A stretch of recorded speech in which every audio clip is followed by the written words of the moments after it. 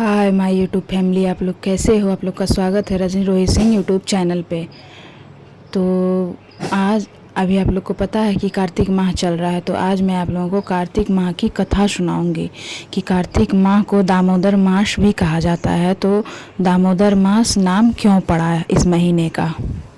बहुत अच्छा कथा है, हम सुने हैं, मतलब बहुत अच्छा लगा हमको सुन के, इसलिए मैं सोची आप लोगों के साथ ये कथा शेयर करती हूँ। तो आप लोग ये कथा ज़रूर सुनिएगा, बहुत अच्छा लगेगा आप लोगों को। इसमें श्री कृष्ण के छोटे, मतलब वो 3.5 साल के थे उस समय की उनकी लीला इसमें कही गई है।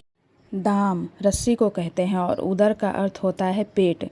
कार्तिक के महीने में माता यशोदा ने गोपियों की शिकायत पर बाल गोपाल के उदर पर रस्सी बांधकर उखल में बांधा था। यही से उनका नाम दामोदर पड़ा। यह घटना कार्तिक के पावन महीने में हुई थी, इसलिए इसका नाम माह में विशेष इस माह से विशेष संबंध है। ब्रिज में गोपियाँ दही मंथन करती तो उनका यही भाव होता कि नंदलाल ये मक्खन दही खाए। भक्तों की इच्छा को पूरा करने के लिए भगवान उनके यहाँ जाते, किंतु जब देखते कि दही मक्खन तो ऊपर टंगी हुई है तो वो अपने मित्रों के द्वारा सहायता से उसे लूटने का प्रयत्न करते। गोपियाँ बाल गोपाल की इस हरकत से आनंदित तो होती, लेकिन उनकी शिकायत करने वो मैया के पास आ जाती। यशोदा माता के पास जाती है।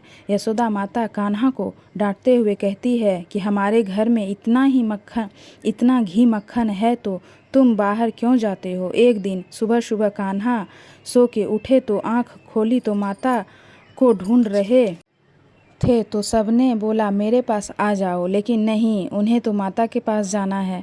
तब उनकी नज़र माता पर पड़ी जो मक्खन बना रही थी।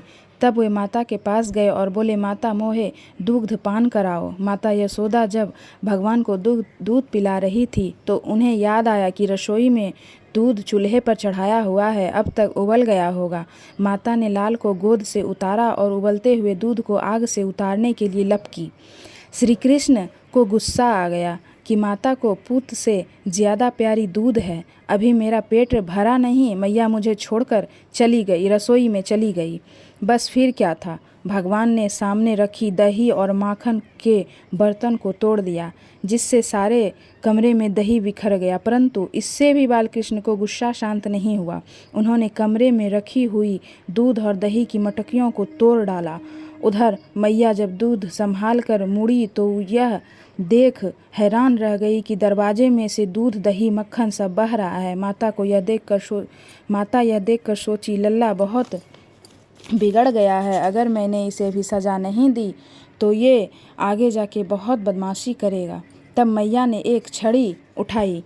जब लाला ने देखा कि उनके पास छड़ी है तो वो भागने लगे। वो आगे आगे भागने लगे और मैया उनके पीछे पीछे भागने लगी। थोड़े दूर जाने के बाद मैया थक गई और वहीं पे बैठ गई।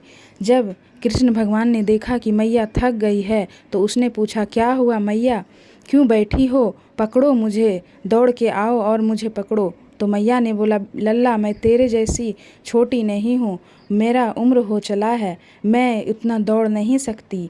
तो फिर कान्हा ने बोला कि तो क्या करूं, मैं तुम्हारा थकान कैसे दूर करूं।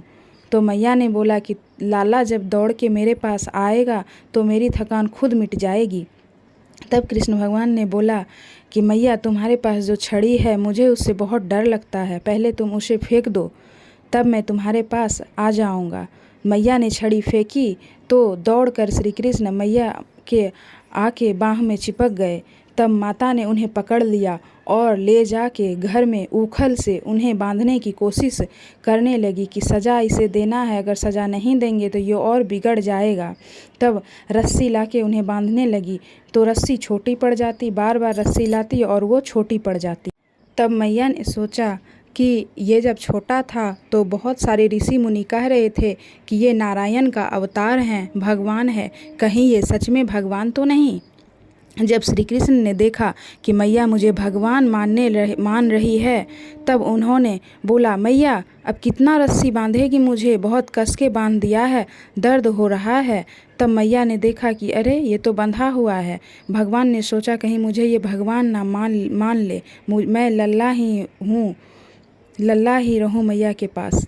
ये सोच के तो ये सारी लीला ये सारी लीला कार्तिक माह में हुआ था। इस कारण से कार्तिक माह का नाम दामोदर मास पड़ा और श्री कृष्ण का एक नाम दामोदर भी है।